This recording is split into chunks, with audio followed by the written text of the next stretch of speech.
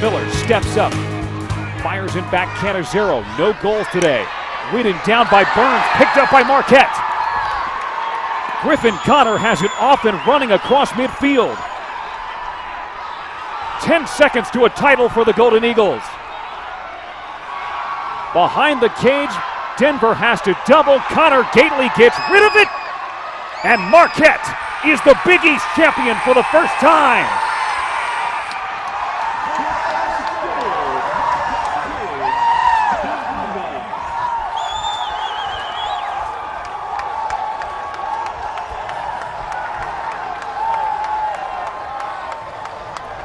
May 7th, 2016. Hard to believe it was 4 years ago. It was a memorable day in the history of Marquette lacrosse. Marquette winning its first of 2 straight Big East championships and beating a #1 team for the first time in program history when they won at Denver 10-9, taking down the Pioneers to win a Big East championship. I'm Patrick Reed. I'm joined by 4 members of that team: Jake Richard, Liam Byrnes, BJ Grill, Ryan McNamara. We're going to relive some of the moments from that championship game as those guys remember them. And we're going to start by setting the stage for what led up to that game. For Marquette, it was the 4th year of program history, and it was the 3rd straight year that Marquette was in the Big East championship tournament. Expectations were a little bit higher that season with this group of players moving into the later stages of their career, their senior years. And Marquette, as a result, had a great season. 6 weeks in the national poll leading up to that Big East championship game. Marquette, what they did best, defensive play. 9th in the NCAA in scoring defense that year. A couple of these guys were part of that defense as well. Denver, on the other hand, coming off a national championship in 2015, 13-1. Entering the game in the championship against Marquette, it was a tough task, and it was a team that beat the Golden Eagles 14-11 the week before. Jake, this was an interesting trip from the beginning for you all because you were out there for a regular season game against Denver before the Big East tournament. So you basically spent about 10 days in Denver leading up to this game. That's a lot of time together in an unfamiliar city. What do you remember about the length of that trip? What do you remember about that trip? I think what I remember most is when you hear that initially, you might think, man, that's a long time. There might be something uncomfortable about the trip, but it was just a blast to be together in a new city, and we had per diem and team meals and team meetings, and we did things for entertainment like movies or shopping, and so it was just a blast to be together. We always talked about more time that season, and to stay in Denver for 10 days was just more time to us to be together as a team. Yeah, per diem is a good thing to have for 10 days and not have to worry about coming back home and cooking for yourself and doing any of that. Liam, Exactly. Playing in Denver is a challenge to begin with because of the elevation. How do you all handle dealing with elevation? You didn't have to go back and forth. You got a chance to get used to it on that trip. Yeah, so when we played them, that first game, the last regular season game we had, I think it affected us a lot more. Quick flight from Milwaukee, play the next day, but as you stay for that week or the 10 days, whatever it was, obviously you get acclimated, and then Aaron, our athletic trainer, is preaching hydration all week, and I mean, he was smart about it. He knew what we needed to do to be ready to go and play at that altitude. Prepare for the lack of oxygen. And obviously, as we practiced out there all week, our bodies got used to it, and then we were good to go for that first Big East playoff game against Nova, and then obviously kept that rolling into Saturday. Yeah, you talked about that game against Villanova, and one of the stars of that game was Ryan McNamara. Rymac, you really got it going, and I remember being at that game and watching it live, and you looked like you were a guy on a mission that game. What do you remember about being in a zone for that particular day? I mean, I just remember Villanova the past couple of years. We had just gotten one game and out every year in the Big East tournament, and finally coming back and playing Villanova, who we'd played competitively again that year earlier. I really don't remember too much of coming into the game. I just remember like we had just lost to Denver in a close one. And again, I just kept thinking about every year, early exits in the Big East tournament, losing our first game, and just being able to win one game and, again, playing more with like 50 of my best friends for that week. So They could not cover Rymac, I'll tell you that much. They could not. I still remember that first goal that Rymac scored against Nova in that game, and I could hear the ball hit the back of the net from the top of Peter Barton Stadium. He absolutely stung it, and you could tell that he was ready to roll. And we talk a lot about offense, and BJ, Denver, all about offense that season. They were one of the top 2 scoring teams in the NCAA. They had the top goal scorer in the nation that season, Connor Cannizzaro. What do you remember about the challenge of seeing them on film, obviously seeing them the week before the championship? What made Denver so difficult to play against and defend? Denver was really good just because they had Trevor as their like focal point, getting them possession 85% of the time. So Connor's obviously a fantastic player, but we just kind of figured that if we could limit their possessions, we would have been okay because our defense wouldn't have had to play as much defense, period. And that kind of led into Zach, Jake, and Liam being the 3 best players on the field that day. So it wasn't necessarily like we looked at Denver as being this super high-powered offense. Like, they definitely had all-stars, and they're phenomenal and well-coached. But the middle of the field is where they dominate all their games, and it was where we knew we had to win in order for us to be able to compete against them. Yeah, and we're going to get to more of that, but there is no denying that Denver was a machine offensively. Zach Miller was another part of that team as well. And, you know, a lot of guys came back from that championship team the year before when they beat Maryland on Memorial Day weekend to win it all. So it was a stacked group. So let's start from this game, starting from the beginning as we take a look at the highlights on the Big East YouTube channel. And let's take it from the top here. Tanner Thompson had himself a game, got it started in the first 3 minutes with the first goal. What do you all remember feeling after he got it started, after coming off to such a good start against Villanova Thursday and then having that happen again Saturday against Denver? I just remember it was just right. It was starting off with a good note. Many times there were times we played Denver, we weren't scoring goals in the first quarter barely. So being able to score the first goal just set the tone, being like basically calmed us down on offense a little bit, and it's like we are meant to be here and play these guys. Okay, so that happened. Then a weather delay. Lightning strikes in the area around the University of Denver. Everybody's sent into the locker rooms. Everybody's sent into the locker rooms that are in the hockey basketball facility that are next door. I had to look back at it to see that it was 36 minutes. It felt like a lot longer, and it was a lot of guys cramped in small space. I know for me personally, like getting locked into such a big game, and then like us as seniors knowing that we pretty much need to win this game to get into the playoffs. So you're building up, like mentally prepping yourself for a good hour and a half. Game starts, you're feeling good, and then that rain delay hits, and it drains you a little bit. Like you use a lot of energy to prep yourself and get focused for a big game like that. And then I think, Jake, you're right. There were guys who were trying to keep it loose, which I think is a good thing.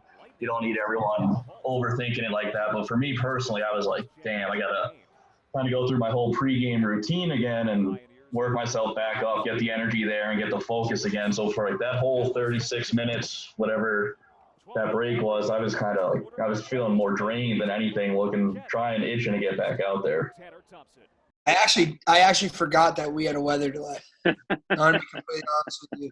Like, I remember halftime a lot more just because, like, that was more of the desperation time. I don't remember the flow, the beginning part of the game. I remember the first ground ball. Like, the first ground ball was, like, a minute long, and, like, no one picked up possession. And yeah, I don't really remember – I honestly don't remember any goals from our end, like, or what happened until, like, halftime. Like, I remember a couple goals that they scored, but I don't remember the beginning flow of the play, and I forgot about the weather delay until literally you brought it up. And I don't know why I blocked that out, but were we up 1-0 at the weather delay?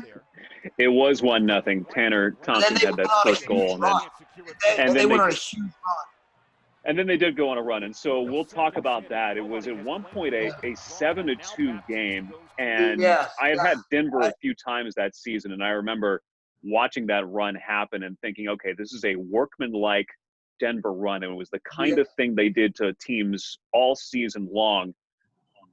So it's 7-2. Are you guys looking at the scoreboard at that point? What are you thinking? If you see that number, what are you thinking in that moment?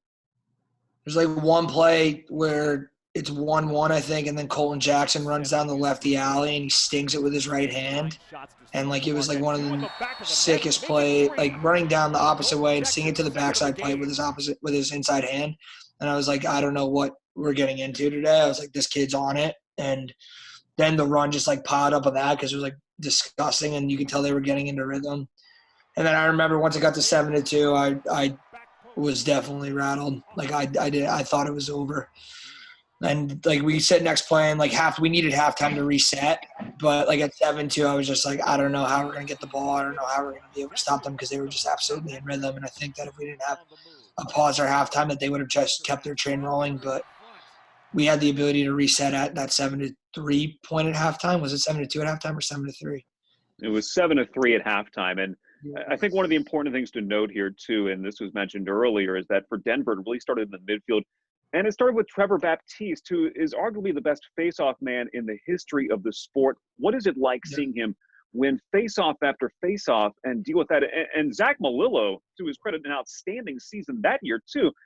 Won some big face-offs in the game, but that's a tough matchup. I mean, as an attackman, you feel useless. You're out on the field, but you're never really touching the ball. I know Jake and Liam did a good job of making some 50-50 ground balls and getting the ball to our offense. But there were times where we're not touching it for 10 minutes straight, and they're scoring goal after goal, and we're just sitting there like, we haven't even touched the ball yet. So I know it felt pretty useless for a while there. Yeah, and wing play was really strong that season too. But Trevor Baptiste is almost a singular force. That's tough enough. Totally. I think when you play Trevor, and he at this point in his career, he had really established himself. You almost, like Ryan said, feel helpless when he gets that ball to himself quickly.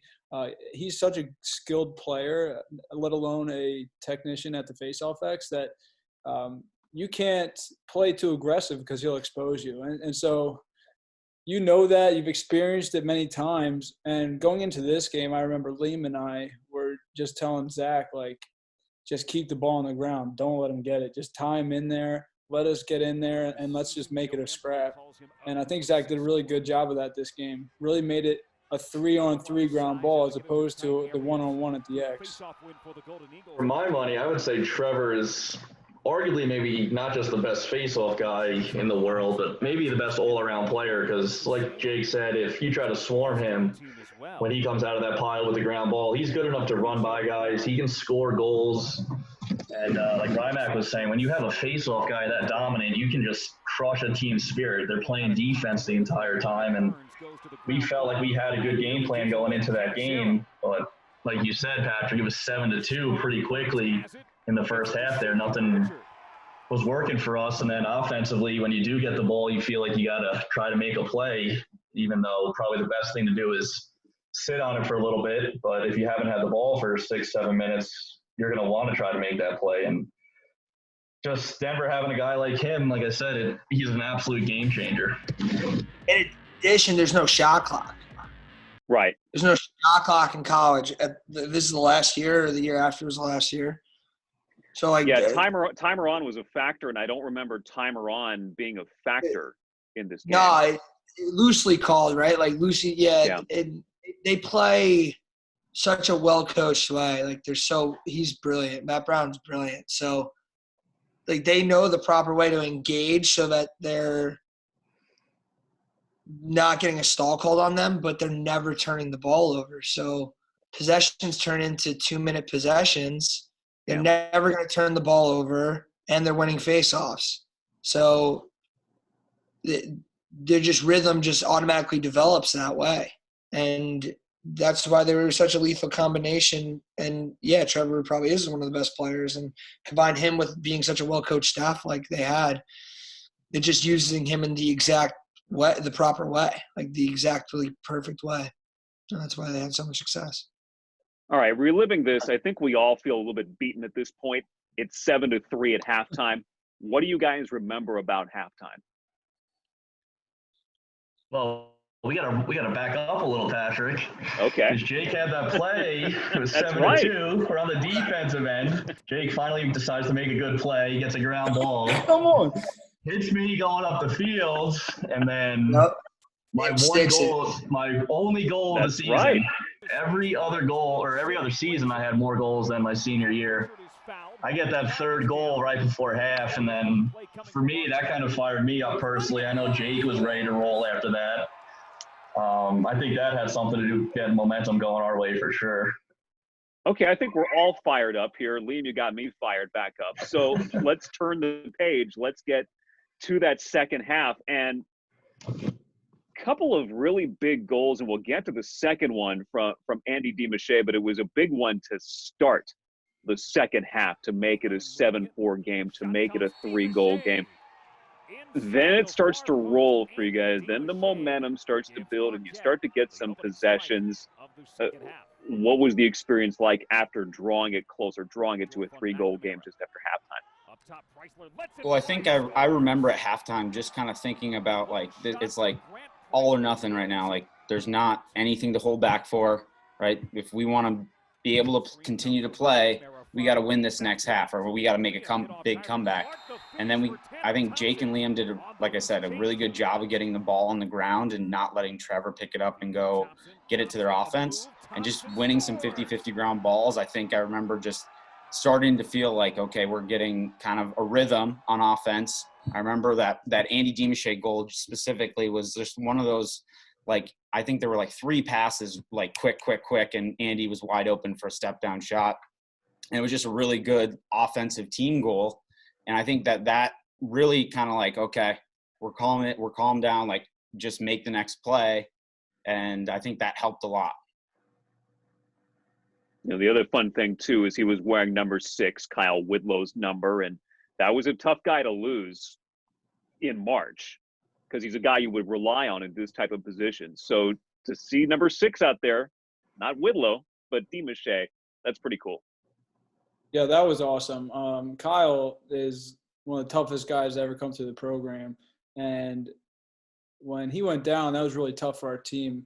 People forget that he didn't play the rest of the season. I mean, if we had him, it would have been fantastic. Yeah. He stayed really involved throughout his injury, which was a huge credit to him, not easy to do.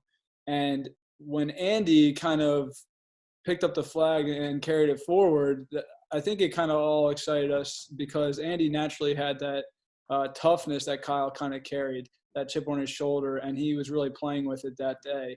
And there's a really cool tribute to a senior that I think really impacted his career. So deliver on a big day for Kyle was really cool. Wasn't it? How did it come about? Wait, wasn't it a jersey mess up? Yeah. Yeah, they forgot Andy's jersey. All right. Yeah, it was cool, but that's not important. They forgot Andy's jersey. Yeah, they forgot it. So revisionist history would tell us that it was this big, meaningful move by him, but really, he just forgot a jersey. Yeah, he forgot his jersey. They forgot his jersey. I think it's a whole conspiracy. Well, we're going to set the record straight here. So, third quarter, we see more awesome play from Tanner Thompson. And again, Rymack, we talked about your game against Villanova, but you see a guy like him go off the way he did against Denver. That's pretty cool that you all had so many different players offensively who could step up into big moments. Yeah, I think Tanner's just one of those secondary – he's not someone who's necessarily going to take you out to the midline and sprint past you and beat you with a dodge, but he's just so good at catching the ball and finishing or making a quick move with a defenseman rushing out at him. And he just like I said, just plays so well with a dodger, and when you can draw two and then move the ball, he's going to finish that ball like 90% of the time when you get it to him. We get into the fourth quarter now. Denver starts to draw it a little bit closer. It's a 9-7 game, then 9-8, and then eventually 9-9. So here they come back. what started to change with those guys as you all saw Jake, BJ, Liam? I think that a combination of things started to occur. We had gotten into a rhythm over the game that we were covering them pretty well, but at the same time, I think we all knew what they were capable of the entire time. And so I can't say I was ever comfortable. I think that we were playing in a rhythm. We were confident. We were communicating, but we knew at any time if we let up, then they would capitalize because that's just who they were.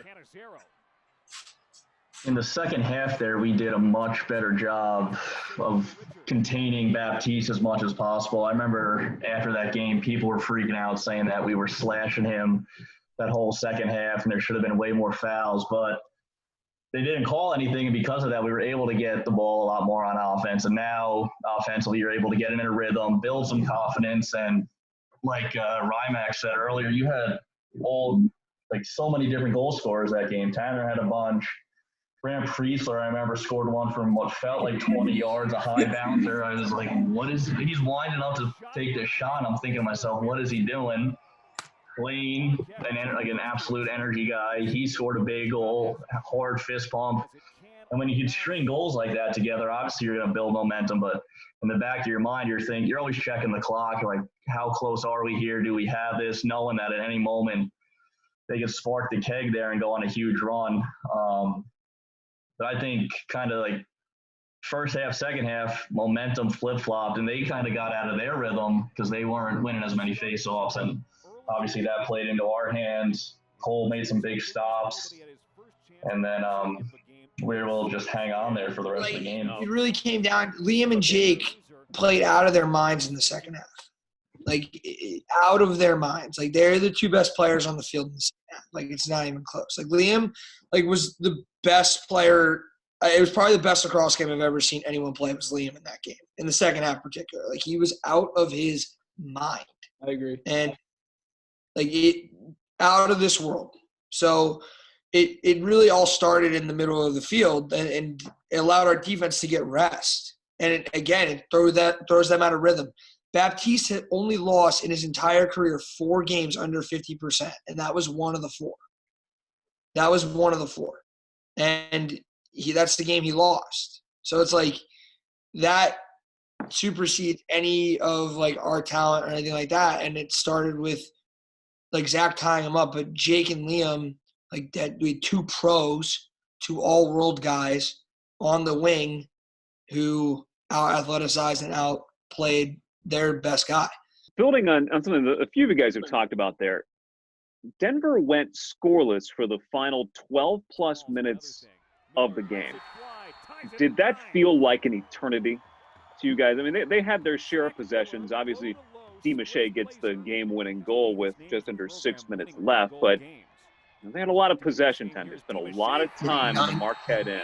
I mean, how did that feel seeing the seconds just tick off slowly and you still have to defend the best offensive team in the country, possession after possession, pass after pass?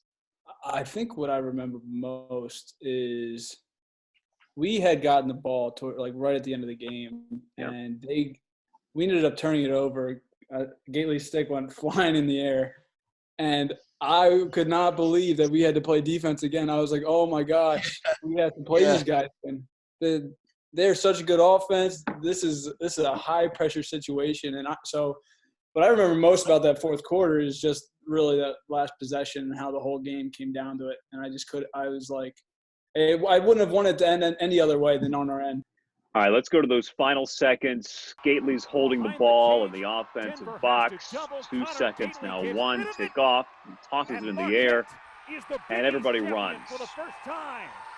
The emotion of that moment. How do you guys remember that?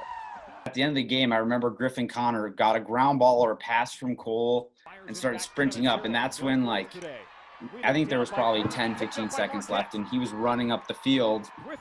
And I just remember, at that point, I was like, we did it. We beat Denver. And I just remember all year long, Coach Ampla had a huge mental conditioning stuff that we had something on our backgrounds that said beat Denver. And we had it from the beginning of the year. I think it started in the fall. And every single person on our team had it as their background on their phone all year round. And I just remember that, like, when we finally did it, I just kind of like thought about all the stuff, all the work that we did all year round, and how it finally like paid off. We'd finally, first of all, won a game in a Big East tournament. We beat Denver. We're going to the NCAA tournament. We have another week with that senior class. It was a surreal feeling.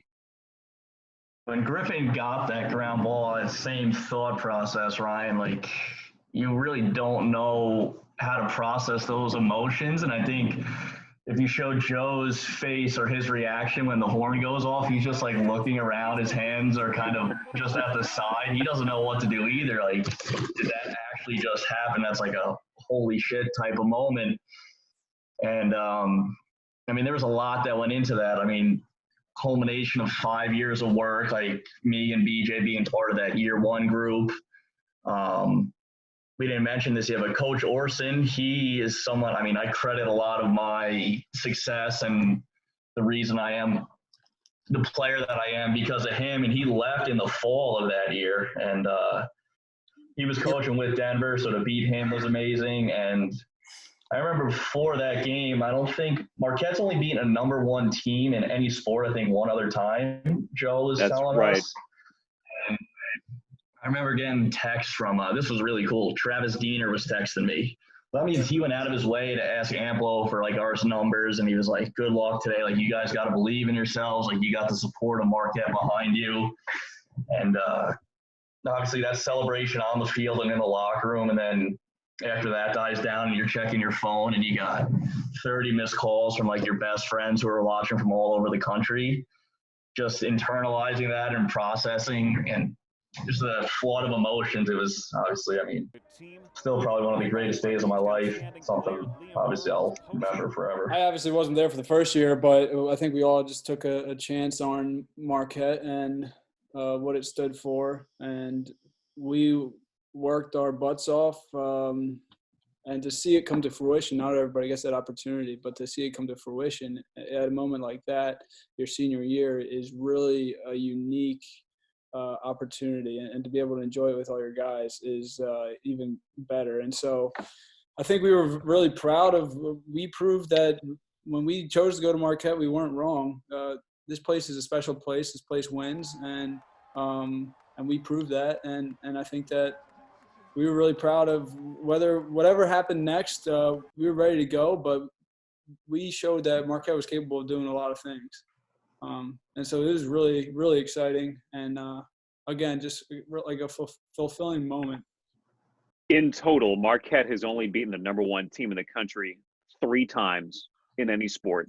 And as Liam said, it was the second time. The first one, you mentioned Travis Diener, there was the 2003 Elite Eight game against Kentucky when Marquette beat the Wildcats, advanced to the Final Four, Marquette beating Denver in this game. And then a year later, Marquette beating Villanova in the regular season in men's basketball at the Bradley Center for the third. And the number of times the number one loses across all sports, it's infinitesimal statistically. So championship game or not, or even looking at what Denver had done up to that point, they had won 22 straight games at what they call the lacrosse capital of the West, Peter Barton Lacrosse Stadium. They had won 21 straight in the Big East. They were unbeaten since joining the Big East. And remember, when they came into the Big East, Syracuse was still part of it for lacrosse. You had programs like that there. It was an impressive run, and not to take away from anything they did. They were the number one team that season, number one seed going into the NCAA tournament. It was still a monumental accomplishment for this Marquette program when you step back and look at it. Denver is a tremendous representative of the Big East and an excellent program. And they had won the national championship the year prior. And so they were everything they were chalked up to be. And again, I just think we were a veteran group who really wanted it. And anyone could have won that day. And we just made one more play than them. And I'll always be thankful for it because, like Liam said, it's one of the best days of my life for sure.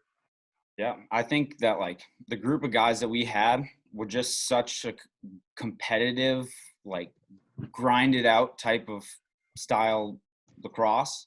None of us were really highly recruited players. Everyone kind of, I'm from Minnesota. BJ was small Liam wasn't like, all of us had something that was like, we weren't going to be a highly recruited. We weren't going to go to Duke. We weren't going to go to Denver. I remember constantly Ampla would yell at us saying like, Denver didn't want you. So, and whoever we were playing that week. And it was so true. Like all these teams looked right past all of us, and whether we transferred in or we had guys that literally came from basically nowhere.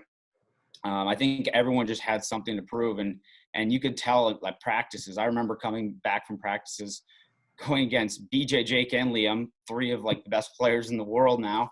My arms were bloody, my shoulder was bleeding. BJ would always dig his helmet, and I just think that like all that constant pressure, and pushing each other, and the competitive drive that we all had. I think we just all had something to prove, and that's kind of what that moment. That's how it happened, you know. Well, the postscript to all of this, of course, was going into the NCAA tournament, going into Selection Sunday, and then getting a number 6 national seed. Unfortunately, the season ends at Valley Fields with a loss to North Carolina, who would go on to win the national championship that season. That was a team of destiny in their own right. But then the postscript, of course, to this was winning a championship in the Big East again next year, beating Denver in the semifinals, and then Providence in the championship. So it built a championship culture for a couple of seasons. And that 2017 season, Marquette was a team under 500 going into the Big East tournament and winning the auto bid that way. That was a foundational moment. Yeah, I just remember that year, like, it was kind of a struggle all year because we had always had someone that was older than us. And in our group, there were just such a big group of guys that left. So we kind of struggled with kind of our team identity all year round. I think some of us were injured, and it was just it was a struggle all year round, all year long. And I remember the night before we played Denver, we were in the hotel, and we had like basically where we ate dinner, one of those conference rooms. And Coach Amplo gave us a thing of yarn, and all the coaches left the room, and we kind of all, one person held onto the string and then rolled it to the next person and made a huge web. And I just remember we all just talking about what we're going to miss, what we would miss the most if we don't get another chance to play with each other. And I remember everyone had tears, and we were just, I don't know, it was kind of, especially being a senior that year, it was like, wow, this could be it. And not having a great season going up into that, it was, it was another magical moment for us. So that was an awesome experience too. All right, well, guys, this is a lot of fun enjoying and reliving that championship game from 2016. And one other thing that season, Marquette celebrated that win by going to Italy for 10 days in June. And that was a great experience as well for this team. Part of an outstanding 2016 season in general. Jake, BJ, Liam, Rymack, thanks for joining me, and take care. Enjoy your professional seasons if we get there, and enjoy your downtime. Right now, what this feeling is like. I always hark back to like when we started 5 years ago, like we weren't even going to play college lacrosse, and like to come to this point together and win this as a team, it's an unbelievable experience. The words can't even describe it. I'm just so happy for our programs, for Marquette University, for our team. We've just put in so much hard work. It's unbelievable. And how special is it for you two in particular, being there when it was just a practice squad? What does this mean to you? I mean, it means the world. We've been there for everything from day one. We do this for all these guys, the guys that were here with us year one. We play for them. We play with those guys in mind. The guys that can't be here, we play hard for them. We never forget those guys. Not guaranteed a spot as an at-large team in the NCAA tournament, but they have guaranteed themselves a berth now. All that's left to find out from Marquette is where they'll be going,